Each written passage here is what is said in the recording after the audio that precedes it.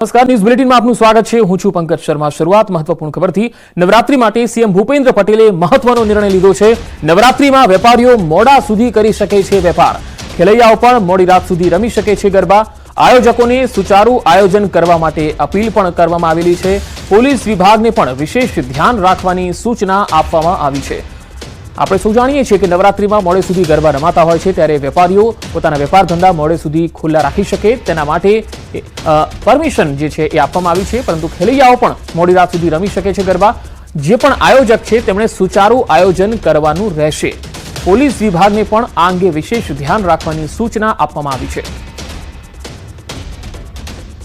નવરાત્રીનો પાવન અવસર આવનારા દિવસોમાં આવી રહ્યો છે। માં અંબાની ભક્તિ ને શક્તિમાં રંગાવવા માટે ગુજરાતના સૌ નાગરિકો તૈયાર થઈ ગયા છે। નવરાત્રીના આ પાવન અવસરે સૌ ખેલૈયાઓ દિલ મૂકીને માં અંબાની ભક્તિ ને શક્તિમાં રંગાઈ શકે, ગરબે ઘૂમી શકે તે માટે ગુજરાતના મુખ્યમંત્રી શ્રી ભૂપેન્દ્રભાઈ પટેલના માર્ગદર્શનમાં ગુજરાત સરકારે છેલ્લા અનેક વર્ષોથી નવરાત્રી મોડે સુધી રમી શકે, સાથે સાથે મોડી રાત સુધી નાના નાના વેપારીઓ, ફેરિયાઓ અને જે લોકો દરરોજ આ કામ કરીને એમનું પરિવાર ચલાવે છે, તેમનો ધંધો રોજગાર ચાલી શકે તેની બી ચિંતા કરવામાં આવતી હોય છે। આ વર્ષે બી મુખ્યમંત્રીશ્રીના માર્ગદર્શનમાં આ બધા જ મધ્યમ વર્ગીય વેપારી, નાના વેપારીઓ, દુકાનોવાળા, રેસ્ટોરન્ટવાળા એનો ધંધો ચાલી શકે તે માટે પોલીસને ખાસ સૂચના આપવામાં આવી છે કે 10 દિવસ થોડો લોડ વધારે લઈને બી રાજ્યના સૌ નાગરિકો ઉત્સાહપૂર્વક નવરાત્રી બનાવી શકે તે માટેની ચિંતા કરવામાં આવે। સાથે સાથે સૌ ખેલૈયાઓ અને આયોજકોને બી વિનંતી છે કે આપણું મ્યુઝિક, ડીજે, બેન્ડ આ બધું આપણા જ આજુબાજુમાં રહેતા લોકો, અગર હોસ્પિટલની બાજુમાં આયોજન કરતા હો તો ત્યાં આ બધી જ જગ્યાઓ પર લોકો બીજા જે ત્યાં રહે છે તે હેરાન ના થાય તેની બી જવાબદારી આપણી છે। આપણા રાજ્યની અંદર મોડે સુધી ગરબા તમે રમી શકો તે માટે ભૂપેન્દ્રભાઈ પટેલની સરકાર દ્વારા સંપૂર્ણ વ્યવસ્થાઓ કરવામાં આવી છે, પરંતુ સાથે સાથે એક જવાબદાર નાગરિક તરીકે તમે બી સૌ લોકો પોતપોતાનો ફરજ અદા કરશો તેવો મને 100% વિશ્વાસ છે। સૌ લોકોને ફરી એકવાર જય અંબે અને આપ સૌ લોકોને નવરાત્રીની ખૂબ ખૂબ શુભકામનાઓ હમણાંથી જ આપું છું। નવરાત્રીમાં દિલ મૂકીને આપ સૌ લોકો માં અંબેની ભક્તિ કરી શકો તેવી આપ લોકોને ખૂબ ખૂબ શુભકામનાઓ। નવરાત્રીને હવે ગણતરીના દિવસો જ બાકી છે, ત્યારે ઠેર ઠેર વેલકમ નવરાત્રી અને પ્રી નવરાત્રીના આયોજનો થઈ રહ્યા છે।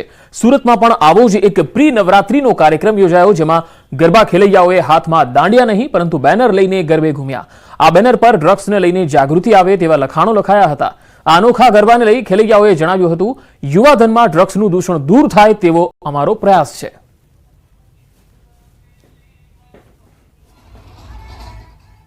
ડ્રગ્સની લોક જાગૃતિ માટે અમે આ પ્રી નવરાત્રીમાં ડ્રગ્સનું દૂષણ ના ફેલાય તેના માટે એનો પ્રચાર કર્યો છે, અને આજે તેના એક નવતર પ્રયાસ રૂપે અમે દાંડિયાના બદલે આ બેનર હાથમાં લઈને આજે અમે ગરબા રમ્યા છીએ। સાંજે 4 વાગ્યા સુધી ભારે વરસાદની સંભાવના છે। રાજ્યના 11 જિલ્લામાં ઓરેન્જ એલર્ટ આપવામાં આવેલું છે। સાંજે 4 વાગ્યા સુધી 22 જિલ્લામાં યલો એલર્ટ છે। દક્ષિણ ગુજરાતમાં ભારે વરસાદની આગાહી છે। દક્ષિણ ગુજરાતના તમામ જિલ્લામાં ઓરેન્જ એલર્ટ આપવામાં આવ્યું છે। સાંજે 4 વાગ્યા સુધી 22 જિલ્લામાં યલો એલર્ટ છે। દક્ષિણ ગુજરાતમાં ભારે વરસાદની આગાહી છે। દક્ષિણ ગુજરાતના તમામ જિલ્લામાં ઓરેન્જ એલર્ટ આપવામાં આવ્યું છે।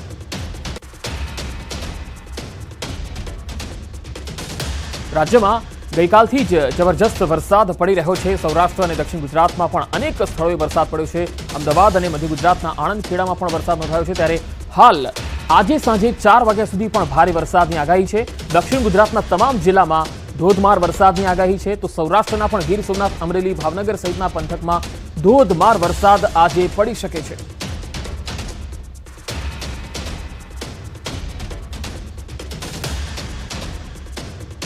નવરાત્રીને હવે ગણતરીના દિવસો બાકી છે, ત્યારે મેઘરાજાએ ગરબાના આયોજકોની ચિંતા વધારી છે। વડોદરામાં વરસાદ વરસતા ગરબા આયોજકો ચિંતામાં મુકાઈ ગયા છે। કારેલી બાગના અડુક્યો દડુક્યો ગરબાના આયોજકે ગ્રાઉન્ડ વરસાદના પાણીમાં ન પલળે એ માટે પ્લાસ્ટિક ઢાંક્યું છે. મેદાનને વરસાદથી બચાવવા પ્લાસ્ટિક ઢાંકવામાં આવ્યું છે. હજારો રૂપિયા ખર્ચ કરી આખા ગરબા મેદાનને પ્લાસ્ટિકથી કવર કરાયું છે. ગરબાના આયોજક દિનેશ યાદવે કહ્યું કે ગરબામાં આવનાર લોકોને વરસાદમાં મુશ્કેલી ન પડે તેની તકેદારી રાખવામાં આવી છે. વરસાદના વિઘ્નમાં પણ ગ્રાઉન્ડને સાચવી રાખ્યું છે. નવરાત્રીને હવે ગણતરીના દિવસો બાકી છે. મોટાભાગના જે ગરબા આયોજકો છે તેમના દ્વારા 50% ઉપરની જે તૈયારી છે તે પૂર્ણ કરી દેવામાં આવી છે, પરંતુ વરસાદનું વિઘ્ન જે છે તે ગરબા આયોજકોને ગરબે ગુમાડતું હોય ત્યાં પ્રકારની પરિસ્થિતિનું નિર્માણ થયું છે. ફક્ત વડોદરા જ નહીં પરંતુ રાજ્યના જુદા જુદા જે શહેરો છે ત્યાં વરસાદે વિઘ્ન વચ્ચે પાડતા જે ગરબા આયોજકોની મહેનત છે તેના પર પાણી જે છે તે ફરી વળ્યું છે. અત્યારે આપણે કારેલીબાગ વિસ્તારમાં છે ને અહીંયા નાના બાળકોના જે ગરબા છે તેનું આયોજન થતું હોય છે, ત્યારે ખેલૈયાઓને કોઈ જાતની મુશ્કેલી ન થાય તેને ધ્યાનમાં રાખીને જે ગરબા આયોજક છે તેમના દ્વારા આ જે પ્લાસ્ટિક છે તે પાથરવામાં આવ્યું છે. જોઈ શકાય છે કે ગ્રાઉન્ડની તકેદારી રાખવી જરૂરી છે, કારણ કે આ ગ્રાઉન્ડ પર નાના બાળકો છે તે ગરબે રમવાના છે. આ નવતર પ્રયોગ જે છે તે કહી શકાય. ત્યારે જે આયોજક છે દિનેશભાઈ યાદવ તેમની સાથે જ વાતચીત કરીશું, જાણવાનો પ્રયત્ન કરીશું કે અત્યારે કેટલી મુશ્કેલી થઈ રહી છે. શું કહેશો? માની આરાધના કરવાનો પર્વ આવી રહ્યો છે, વરસાદ વિઘ્ન લાવી રહ્યો છે, કેવા પ્રકારની વ્યવસ્થા કરી છે આ વખતે? માની આરાધનાનો પર્વ છે એટલે માં જ બધું કરશે, એમાં અમને કોઈ શક નથી. અને વરસાદની જે આગાહી છે એ હવે 30 તારીખ સુધીની જ છે, એટલે બધી તૈયારીઓ અમે કરી લીધી છે. અને વરસાદના વિઘ્નમાં બી અમે પ્લાસ્ટિક પાથરીને ગ્રાઉન્ડને, પ્લેઇંગ ગ્રાઉન્ડને સાચવી રાખ્યું છે અને સિટિંગ ગ્રાઉન્ડને સાચવી રાખ્યું છે. સંઘર્ષ કર્યા વગર કશું મળતું નથી. એ ધ્યેય પર ચાલીએ છે કે ભાઈ એક કશું અમારાથી ભૂલ થઈ હશે તો માતાજી સંઘર્ષ કરાવે છે અને અમે સંઘર્ષ કરી રહ્યા છીએ. જે ગરબા ગ્રાઉન્ડ છે તે પ્લાસ્ટિક જે છે તે પાથરવામાં આવ્યું છે. વરસાદી ઝાપટું પડે અને ગ્રાઉન્ડને નુકસાન ન થાય તેની તકેદારીના ભાગરૂપે જ આ પ્રકારનો જે અભિગમ છે તે અપનાવવામાં આવ્યો છે. ઉલ્લેખનીય બાબત છે કે મોટાભાગની મહેનત જે છે તે આયોજકે કરી લીધી છે, મોટાભાગની તૈયારીઓ જે છે તે પૂર્ણ થઈ ગઈ છે, પરંતુ વરસાદ જે છે તે વિઘ્ન રાખી રહ્યો છે. ત્યારે માની આરાધનાનો પર્વ છે અને માતાજી પર શ્રદ્ધા રાખીને જે ગરબા આયોજકો છે તેઓ બાળકોને ગરબા રમાડવા માટેની જે તૈયારી છે તેમાં જોતરાઈ ગયા છે. હાર્દિક દીક્ષિત, ન્યૂઝ 18 ગુજરાતી, વડોદરા. વડોદરાવાસીઓ માટે ચિંતાના સમાચાર આવી રહ્યા છે. વડોદરાના નીચાણવાળા વિસ્તારના રહીશો સાવધાન થઈ જજો. વડોદરામાં વિશ્વામિત્રી નદી ફરી 2 કાંઠે વહેતી થઈ છે. વિશ્વામિત્રી નદીની સપાટી વધીને 17 ફૂટ થઈ ગઈ છે. પૂર આવ્યાના 1 મહિના બાદ ફરી વિશ્વામિત્રી નદીની સપાટીમાં વધારો થયો છે. નદીની સપાટી વધતા નીચાણવાળા વિસ્તારમાં રહેતા લોકોની મુશ્કેલી વધી શકે છે. 4 દિવસમાં વરસેલા વરસાદને કારણે નદીની સપાટી વધી. જો સતત આ સપાટી વધતી રહેશે તો તલસાટ, જાંબુવા, વડસર, કલાલી વિસ્તારમાં ફરી વળશે પાણી.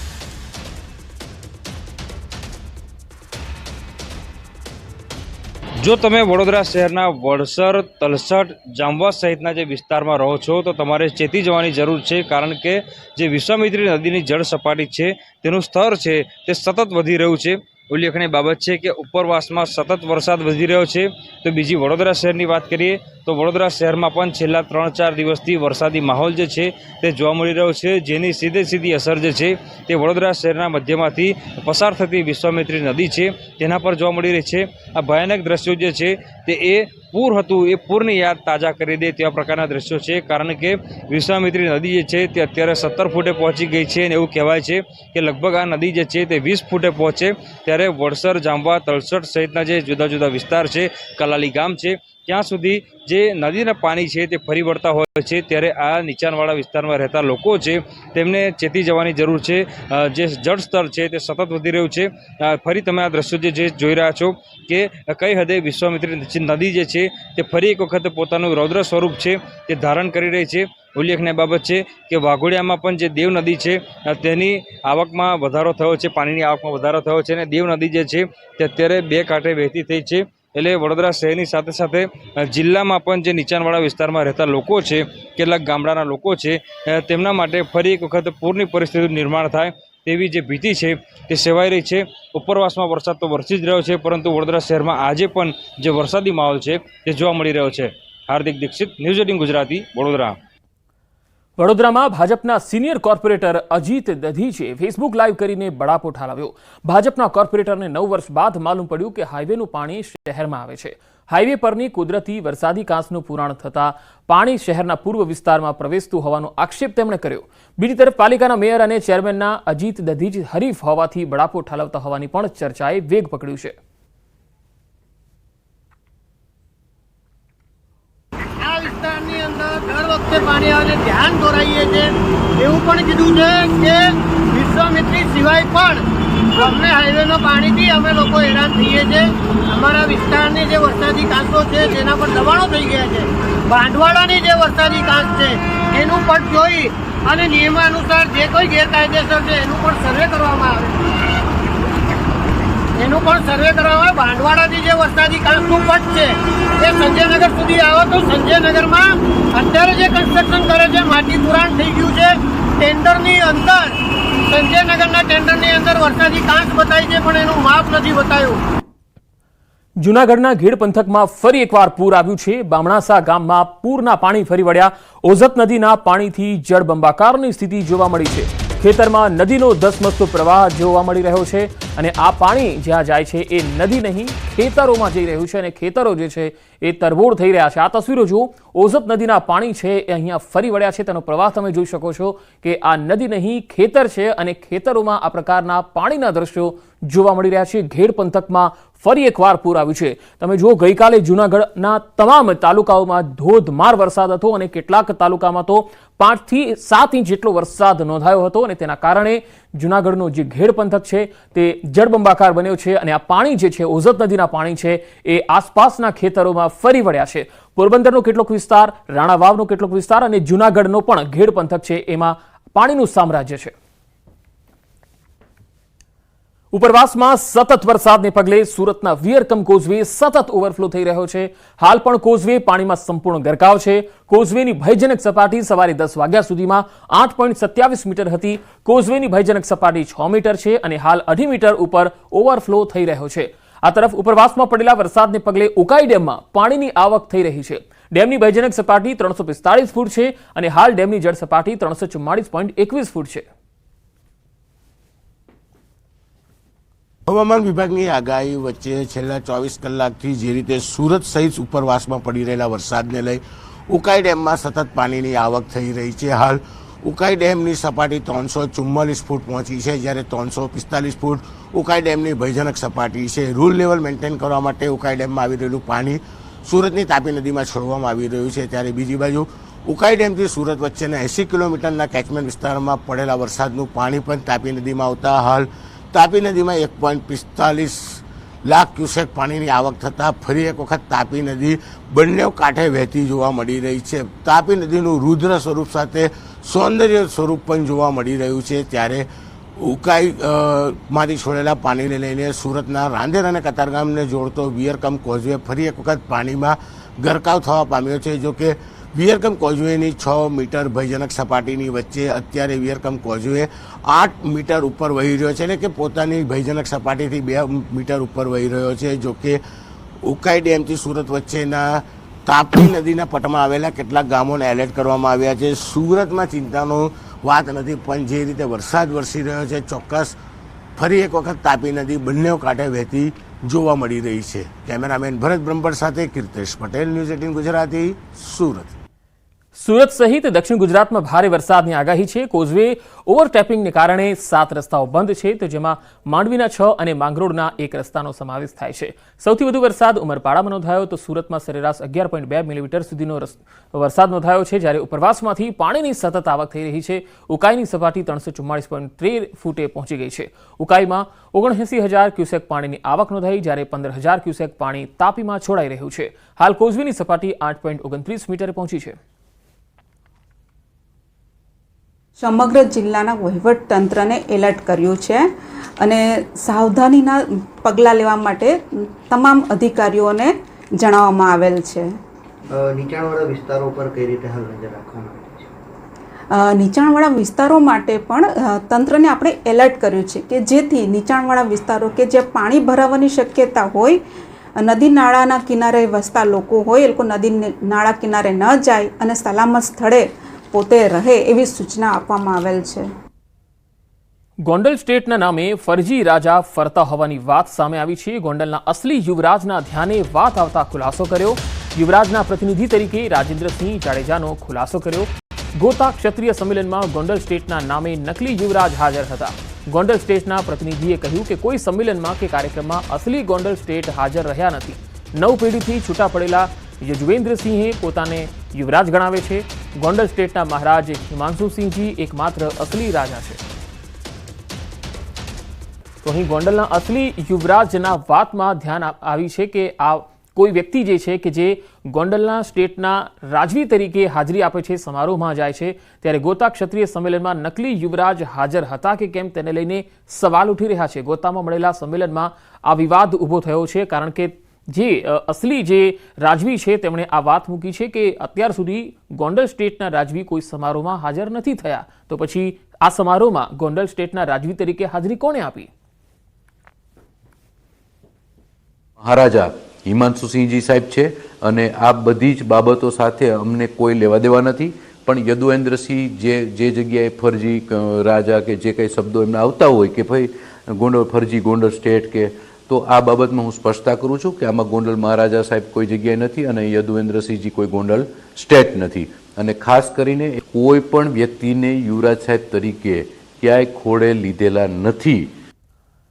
રાજકોટના જસદણની શિવાનંદ મિશન ટ્રસ્ટ હોસ્પિટલ લોકોનું ફ્રીમાં આંખનું ઓપરેશન કરે છે. જસદણના વીરનગરની શિવાનંદ મિશન આંખની હોસ્પિટલમાં 30 દર્દીઓના ઓપરેશન કરવામાં આવ્યા. 30 દર્દીઓમાંથી 10 જેટલા દર્દીઓને આંખમાં અસર થઈ. આંખમાં અસર થયેલ દર્દીઓને રાજકોટની ખાનગી હોસ્પિટલમાં સારવાર માટે ખસેડવામાં આવ્યા. જે બાદ રાજકોટ અને ગાંધીનગરથી આવેલ આરોગ્ય ટીમે હોસ્પિટલમાં તપાસ કરી. આરોગ્ય વિભાગે શિવાનંદ હોસ્પિટલમાં તપાસ કરી ઓપરેશન વિભાગ સીલ કર્યો. ઓપરેશન બાદ દર્દીઓને અંધાપાનું ઇન્ફેક્શન લાગ્યું હોવાની શક્યતા છે. ટ્રસ્ટીએ કહ્યું કે આંખની અસર થયેલ દર્દીને જરૂર પડશે તો ટ્રસ્ટ મદદ કરશે. 56 થી આ 2024 સુધી માનવ સેવાનું કામ કરી રહી છે. સંજોગો અનુસાર જે કંઈક બન્યું છે એનું ટ્રસ્ટીઓને અને ટ્રસ્ટને બહુ દુઃખ છે અને એ દુઃખ નિવારવા માટે પ્રયત્નશીલ છે અને જરૂર પડે સઘન સારવાર પોતાના ખર્ચે કરવા માટે આ ટ્રસ્ટ તૈયાર છે. અને વડોદરાના હરણી રોડની ખખડધજ હાલતને લઈ સ્થાનિકો રસ્તા પર ઉતર્યા તો ભાજપના કાર્યકર આકાશ પટેલે રોડ બનાવવા માટે ખેસ પહેરી લોકો પાસે ફાળો ઉઘરાવવાનું શરૂ કર્યું. હરણી મોટનાથ મહાદેવ મંદિર આગળ વિસ્તારમાં લોકો અનેક સમસ્યાથી ત્રસ્ત છે. પહેલા દિવસે ભાજપના કાર્યકર પાસે એકત્ર થયા 251 રૂપિયા. એક મહિનાના અંતે રૂપિયા ભેગા કરી પાલિકામાં કરાવશે જમા. જો પાલિકા પાસે રૂપિયા ન હોય તો સ્થાનિકો વિકાસ કાર્યોમાં મદદ કરશે તેવો પણ કટાક્ષ કર્યો.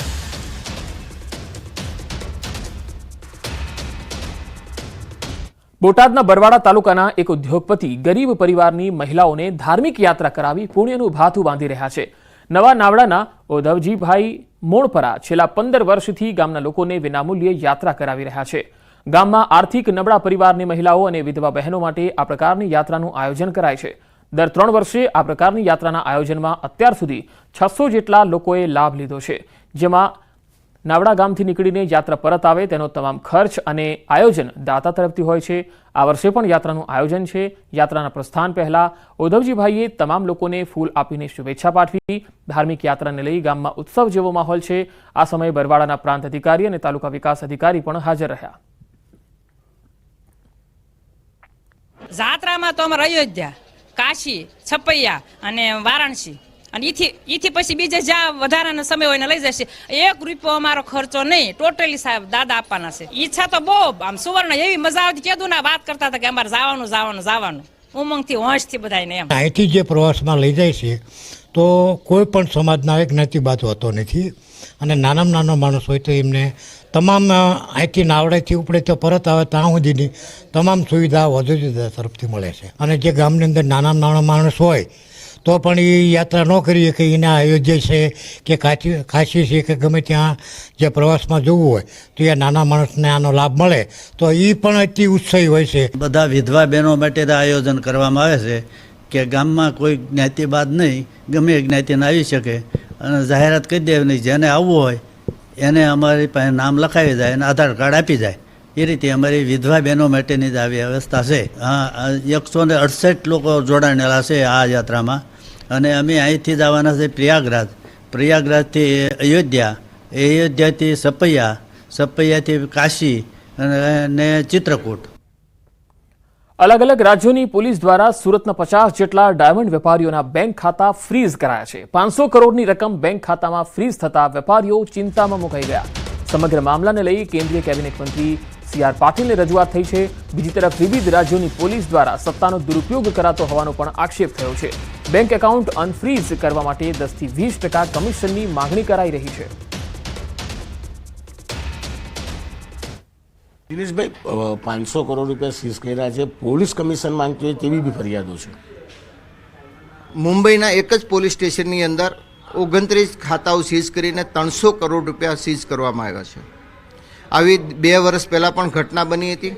કારણ કે નાનો વેપારી જ્યારે પોતાના પૈસાનો વ્યવહાર ન કરી શકે અને મુશ્કેલીમાં મુકાતો હોય ત્યારે પોલીસ ડિપાર્ટમેન્ટ દ્વારા હેરાનગતિના કારણે પૈસા આપીને પોતાના એકાઉન્ટ સ્ટાર્ટ કરાવતા હોય છે. પણ ગઈકાલે મને એ બાબતનો ગૌરવ છે કે વેપારીઓ ખુલ્લા મને બોલ્યા. એમાં 3-4 વેપારીઓ તો કીધું કે મેં પૈસા આપીને અમારા એકાઉન્ટ ચાલુ કરાવ્યા છે.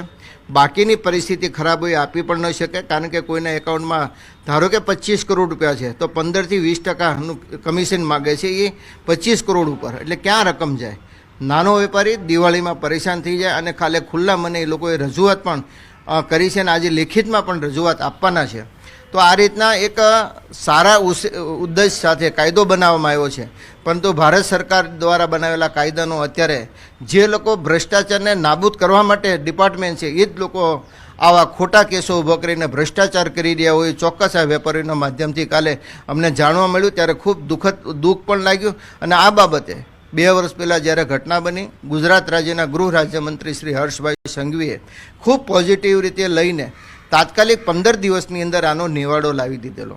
આ બાબતે પણ અમને ખાતરી, અને આ બાબતે અમે મળવાના પણ છીએ, અને ખાતરી છે કે ગૃહ રાજ્યમંત્રી હર્ષભાઈ સંઘવી એક ઇન્ડસ્ટ્રી સાથે, ડાયમંડ ઇન્ડસ્ટ્રી સાથે સંકળાયેલા છે અને એમની મુશ્કેલીનો તો ખ્યાલ જ હોય, તો તાત્કાલિક આ બાબતે યોગ્ય કાર્યવાહી થાય એની માટેના અમે પ્રયત્નો કરી રહ્યા છીએ. મહેસાણાના જોટાણા તાલુકાના ભટાસણ ગામની પ્રાથમિક શાળાનો વિડીયો વાયરલ થયો. શાળામાં બાળકો ભોજન પીરસતા વિડીયોમાં જોવા મળ્યા. સમગ્ર મામલે શાળાના આચાર્યએ નિવેદન આપ્યું, બાળકો શીખે એવી અમારી ભાવના હોય છે, જો કે બાળકો ભોજન પીરસતા હતા એ યોગ્ય નથી, તેથી તેઓએ પોતાની ભૂલ તો સ્વીકારી હતી.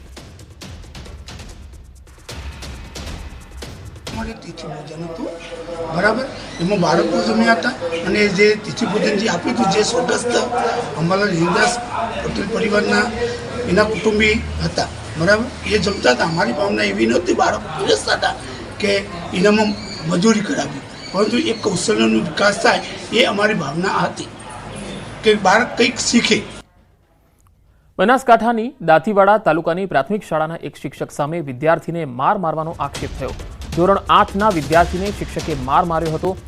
દાંતીવાડા તાલુકાની પ્રાથમિક શાળાની આ ઘટના છે. પીડિત વિદ્યાર્થીના વાલીએ દાંતીવાડા પોલીસ મથકમાં રજૂઆત કરી છે.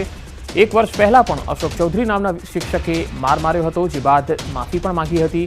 ગઈકાલે તમામ વિદ્યાર્થીઓને મારવામાં આવ્યો હોવાનો આક્ષેપ થયો છે. કોંગ્રેસ સમિતિના આગેવાનો શાળાના આચાર્યને રજૂઆત કરવા શાળામાં પહોંચ્યા. વિદ્યાર્થીના વાલી દ્વારા દાંતીવાડા પોલીસ સ્ટેશનમાં શિક્ષક વિરુદ્ધ અરજી આપવામાં આવી છે. શિક્ષક અશોક ચૌધરી રજા પર ઉતરી ગયા છે. અમે સ્કૂલમાં બેઠા હતા ત્યારે અશોકભાઈ સાહેબે આવીને અમને બીજા રૂમમાં બોલાવીને અમને ત્યાં લઈને જઈને અમને ધમકી આલીને તેમને અમને બહુ જ માર્યા. રાતે અમે સૂઈ પણ નથી શક્યા. તો ગઈ સાલે એને માર્યો તો તેમને મારી માફી માગી હતી, તો મેં લેટ ગો કર્યું. આ વખતે પણ વચ્ચે માર્યો તો મેં એવું કશું કર્યું, હલકે ફરી માર્યો. એવા અન્ય છોકરાઓને કેટલોને માર્યા છે. એને કોઈ છોકરાના માતા પિતા બીજા નથી, ખાલી હું પાલન પોષણ કરું છું, બરાબર. તો આવા શિક્ષકો બેમ રીતે મારે છે, તો આવા શિક્ષકોને કંઈક પાઠ પોલીસે ભણાવવો જોઈએ. નકર આ તો કોઈને મારી નાખશે તો કોઈનું સંતાન ખોવાઈ જશે. દાંતીવાડા તાલુકામાં દાંતીવાડા ગામમાં એક નરાધમ શિક્ષક અશોકભાઈ ચૌધરી, જેઓએ 8ના ધોરણના વિદ્યાર્થીઓ પર અત્યાચાર કર્યો છે. અમે કોંગ્રેસ સમિતિ અને ગ્રામજનો મળીને સ્કૂલના આચાર્યશ્રીને રજૂઆત કરી છે કે આ શિક્ષકને અહીંથી તો શું પણ ગુજરાતમાંથી દૂર થાય એવી અમારી માગણી છે. અને આ શિક્ષકને અહીંથી દૂર નહીં થાય તો અમે ગાંધીજી ત્યાં માર્ગે આંદોલન કરશું. આ દાંતીવાડા શું પણ ક્યાંય ગુજરાતમાં આને ક્યાંય ન રખાવરાય. તો આ બુલેટિનમાં અત્યારે આટલું જ. નમસ્કાર.